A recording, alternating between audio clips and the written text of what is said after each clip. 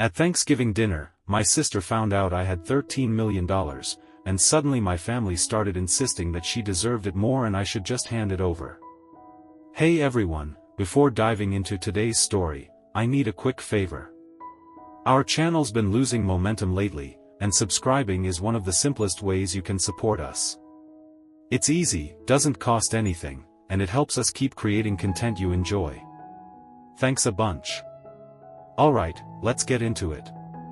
I'm using an anonymous account here for obvious reasons, and I've changed a few details to keep things private. Anyway, I'm Sarah, 39 years old, and I've got a lot to unload. You know those families where one kid seems perfect and the other might as well be invisible? Yeah, that's pretty much how it was for me. Everything was normal enough until I turned 8. I was the only kid, and even though my parents weren't exactly affectionate, they were around. Mom would help me with schoolwork sometimes, and Dad would occasionally take me fishing out on Lake St. Clair. We weren't exactly living a TV-perfect family life, but it was decent enough. Then everything changed one night. I remember Aunt Linda showing up at our doorstep around 2 a.m., urgently telling me to pack a bag because Mom was at the hospital. My sister Rachel was arriving early, 2 months ahead of schedule, and something wasn't right. The weeks afterward were filled with constant visits to the hospital and whispered conversations. Rachel was tiny, resembling one of my dolls except covered in tubes and wires. I wasn't allowed to touch or even get near her. That's when I first felt it, a sort of invisible barrier separating me from the rest of my family. By the time Rachel finally came home, our house had transformed into some kind of sterile lab. Mom became obsessed with germs. I'm talking hospital-grade cleaning products, hand sanitizer dispensers in every room, and constant scrubbing. Even now, the smell of bleach makes me uneasy. But here's what really got to me: anytime I showed even a minor sign of getting sick, they shipped me off immediately to Grandma Esther's or Aunt Linda's place. And I mean every single time. Sneezed once? Pack your stuff. Slight cough? Off to Grandma's you go. At first, it seemed fun. Grandma Esther baked amazing cookies, and Aunt Linda had an impressive collection of Nancy Drew novels that kept me busy. But kids aren't dumb. It didn't take long for me to realize I wasn't being sent away for fun, I was being treated like a hazard, as if I posed some threat to Rachel's fragile health. I tried everything imaginable to get positive attention from my family. Straight A's? Mom barely looked up from Rachel's endless doctor's appointments. Won first prize at the science fair with a renewable energy project? Dad just wanted to know if I could stash the poster board in the garage since Rachel was supposedly allergic to cardboard dust. Like seriously? The worst came when I was 12. I'd spent months teaching myself to play bridge over troubled water for the school talent show. Yeah, I know, pretty cliché. But Rachel ran a slight fever, just 99.2 degrees, the night of my performance. Guess whose family seat stayed empty? Then, just 2 weeks later, every single family member, grandparents included, turned out for Rachel's short flute recital, where she basically massacred hot cross buns. Rachel quickly figured out how to exploit the situation. By age 7, she'd grown out of any actual health issues, but she milked the sympathy. Headache? Skip school. Tired? Sarah, pick up her chores. Nervous about a test? Mom actually called the school to get her an extension. I started isolating myself more and more, escaping into books about art history and antiques. It's funny how life works sometimes. My room ended up being my safe space, mainly because Rachel claimed my lavender air freshener triggered her allergies, making it the one spot she avoided. You know what's messed up?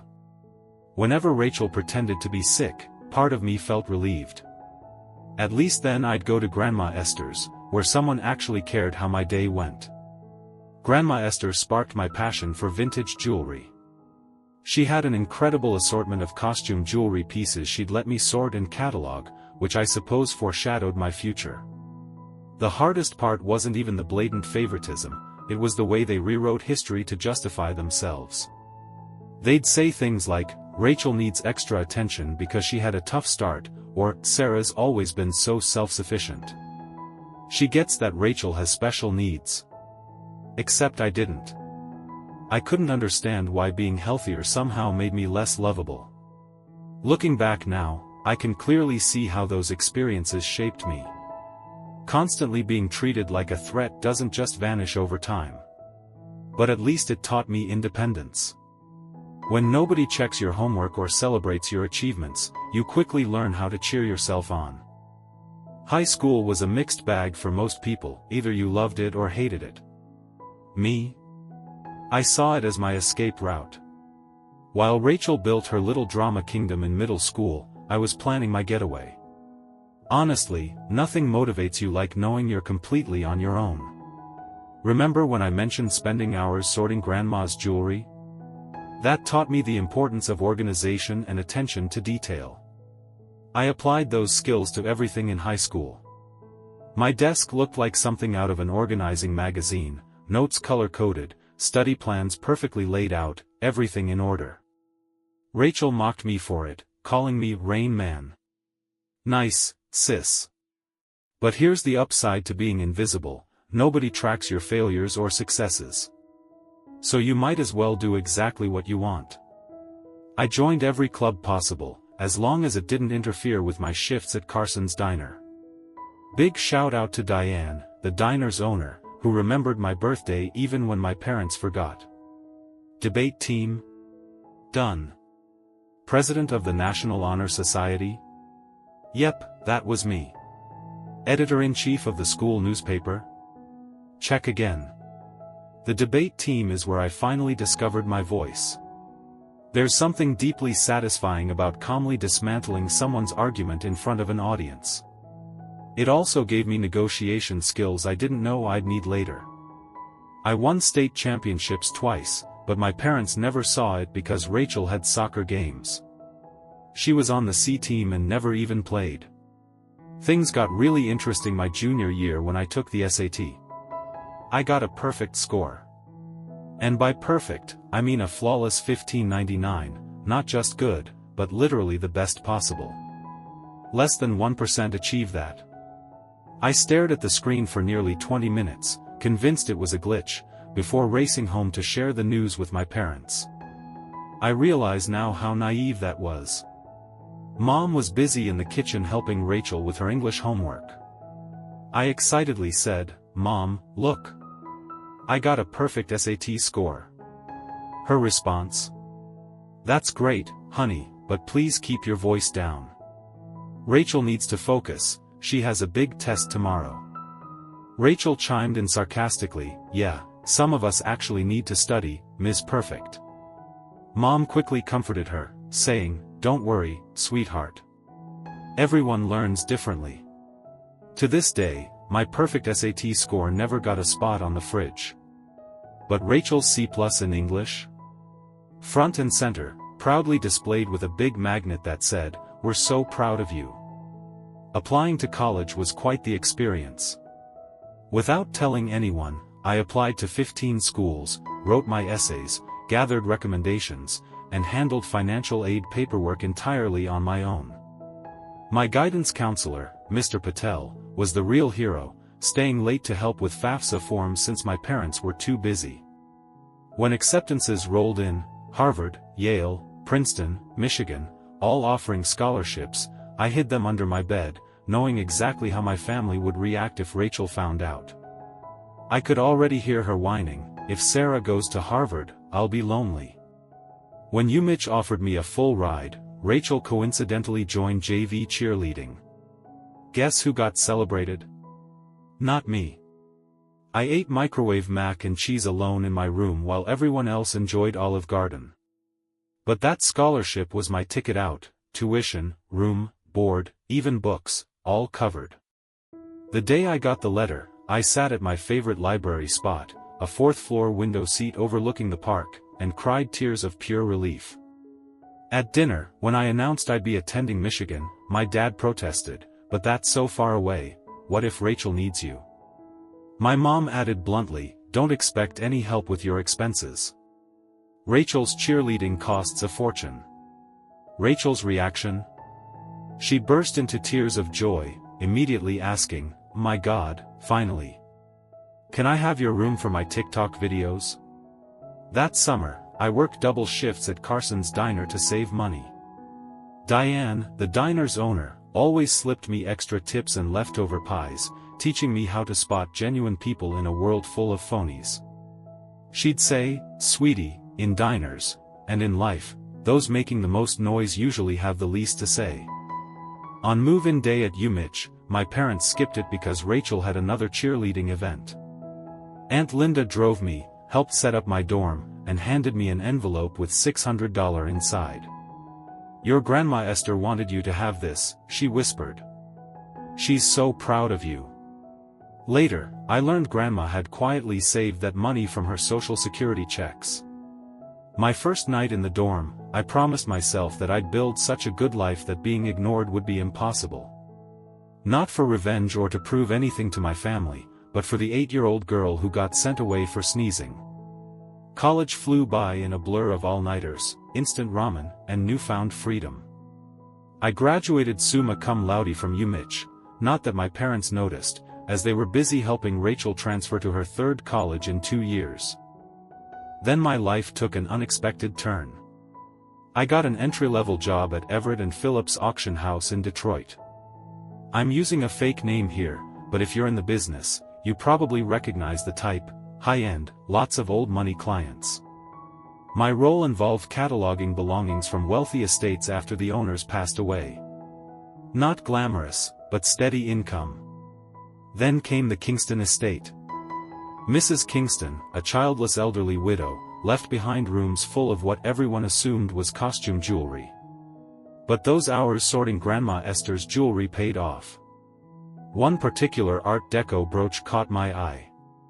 It wasn't flashy, but its weight and intricate clasp told me it wasn't costume jewelry. I spent my entire lunch break researching marks and signatures, even staying late to access company databases. Everything pointed to it being genuine. The problem? I was new. No one would believe me. So, remembering my debate skills, I spent 2 weeks meticulously preparing my case, researching every detail about Art Deco jewelry, even enrolling in an online gemology course with my tiny savings. Finally, I gathered enough courage to approach my boss, Mr. Reynolds.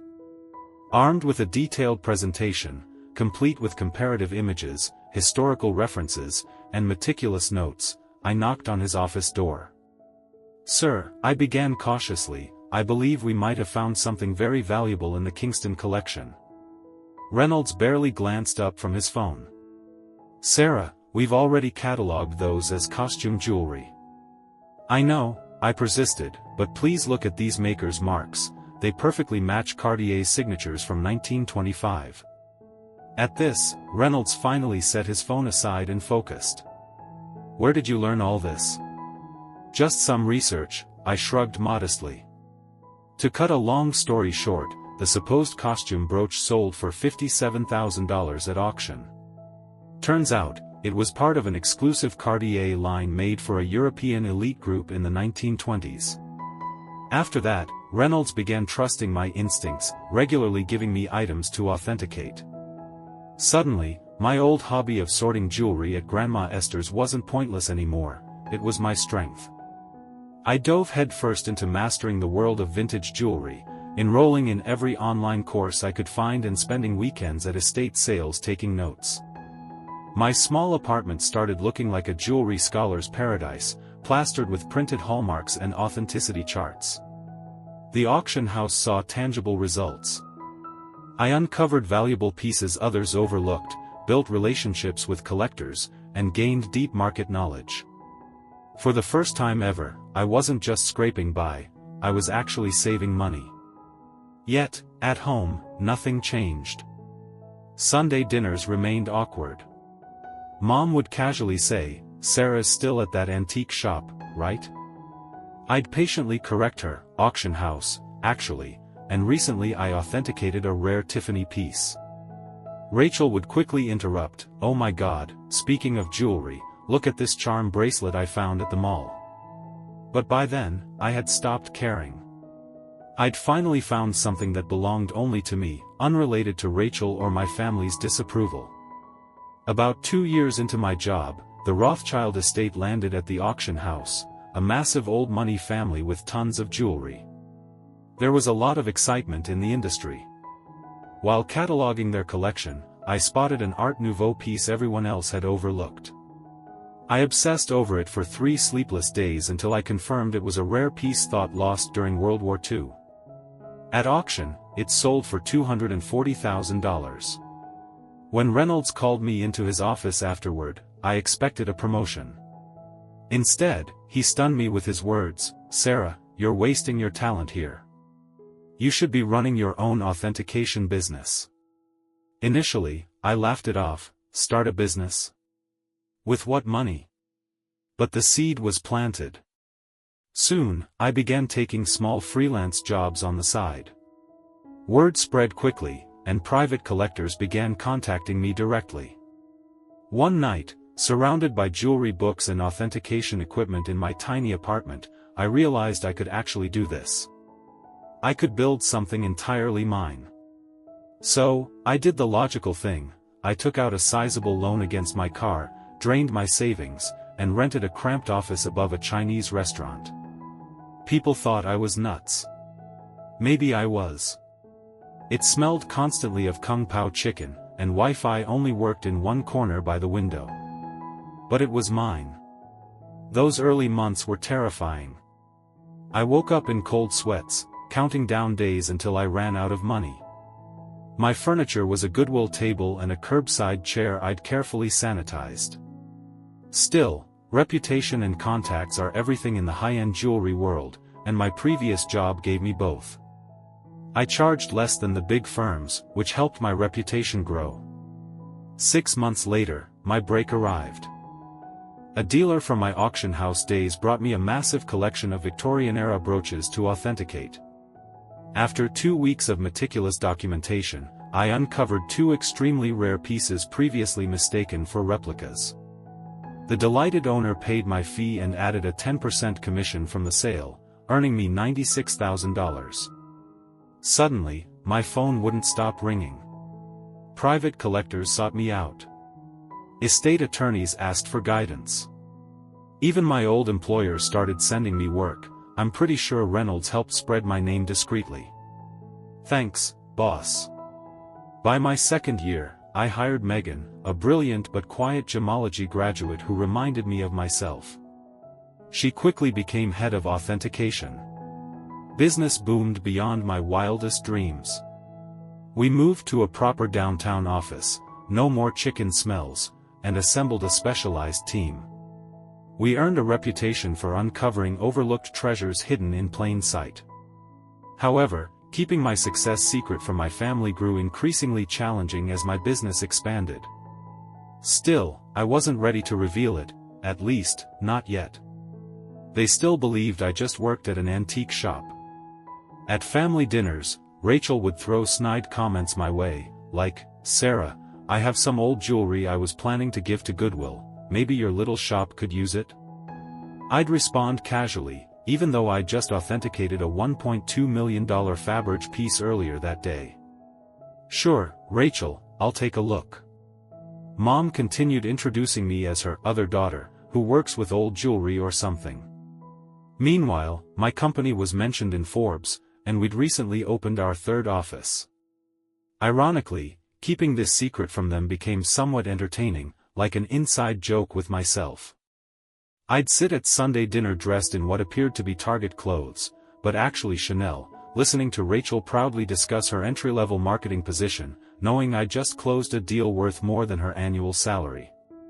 Sometimes I'd even wear genuine Harry Winston jewelry to see if anyone noticed. They never did.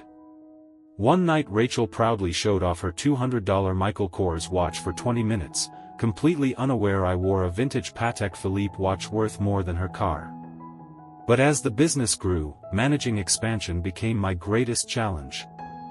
By our 5th year, we had offices in Detroit, Chicago, and New York. I spent more time on planes than at home. Our reputation for discretion made us popular among wealthy clients who needed confidential jewelry authentication. The money was incredible, so much so, we had to hire an extensive team of financial advisors. Despite my wealth, I maintained a modest lifestyle. My home was nice but understated, in a good neighborhood. My car was high-end, yet not flashy. My only true indulgence was my home office, state-of-the-art authentication equipment, a security system rivaling Fort Knox, and a custom-built vault. The irony? My family thought I was frugally scraping by to help them. Mom would remark sympathetically, "Sarah's so generous, she must live off ramen to help us." Meanwhile, I'd authenticate a single collection and earn more commission than their entire mortgage. Success is strange like that. The more you achieve, the harder it becomes to explain it to people who've always seen you as lesser. It's like describing color to someone who's only known black and white, they simply can't understand. My company became the Midwest leader in high-end jewelry authentication, and our reputation was solid gold, pun intended. But each Sunday, I'd return home to play the role of Sarah, the humble antique shop worker. The contradiction was surreal. I'd spend mornings on calls with Dubai collectors, afternoons authenticating multi-million-dollar items, and evenings eating Mom's overcooked pot roast, politely listening to Rachel's latest achievement, usually something trivial like successfully fetching her boss coffee without spilling it. One particular Sunday stands out vividly. I just finalized a massive deal, authenticating a lost Cartier piece discovered after 40 years. The commission alone was 7 figures. Feeling victorious, I drove straight to my parents' house for dinner. Mom took one look at me and said, "Sarah, honey, are you okay? Your clothes seem a bit worn." "Just trying to save money," I said quietly, while wearing a deliberately understated $3,000 cashmere sweater. Rachel couldn't resist commenting, "Maybe if you had a real job instead of messing around with old jewelry." Dad intervened gently, "Rachel, be kind. Not everyone can be as successful as you." I nearly choked trying not to laugh. Around this time, I began anonymously sending my parents money each month. Aunt Linda mentioned their financial struggles, Rachel's student loans and medical bills were piling up, and Mom casually talked about potentially selling the family home. I couldn't bear to let that happen, despite everything. So, I started secretly transferring $5,000 monthly. When questioned, I'd say I was contributing just $1,000 and living frugally. They assumed the rest came from Aunt Linda or someone else, though Rachel quickly took credit for inspiring relatives to help. It was surreal watching Rachel spend my money. Suddenly, she showed up with expensive bags she claimed were outlet finds. They weren't. I could spot genuine Gucci from afar. Her vacations became extravagant, flaunted openly on Instagram, clearly funded by my anonymous contributions. Yet, I stayed silent, quietly amused by the irony. Then came the MBA drama. Rachel announced she wanted to pursue her MBA at another costly private university. Mom tearfully explained they couldn't afford it. When I gently suggested Rachel consider state schools, Mom quickly dismissed the idea. "Honey, your sister needs to uphold certain standards. Could you possibly increase your monthly support for a few years?"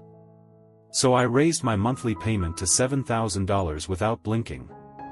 Watching my parents praise Rachel for her ambition while believing I ate ramen to afford their lifestyle was both painful and amusing. Ironically, I was also scheduled to give a guest lecture at the same prestigious business school Rachel was desperate to attend. My family had no idea. The dean personally invited me to speak about luxury goods authentication and growing a successful business. I had to invent some excuse for why I couldn't make it to family dinner that weekend. My achievements were starting to feel like a separate, secret life. It felt like being some corporate superhero, high-powered businesswoman by day, overlooked daughter working in antiques by night.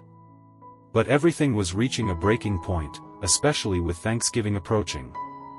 Rachel had become increasingly dismissive of my little antique shop, Mom kept apologizing to friends for my modest existence, and Dad constantly urged me to find a real job. Deep down, I knew the truth would eventually surface dramatically.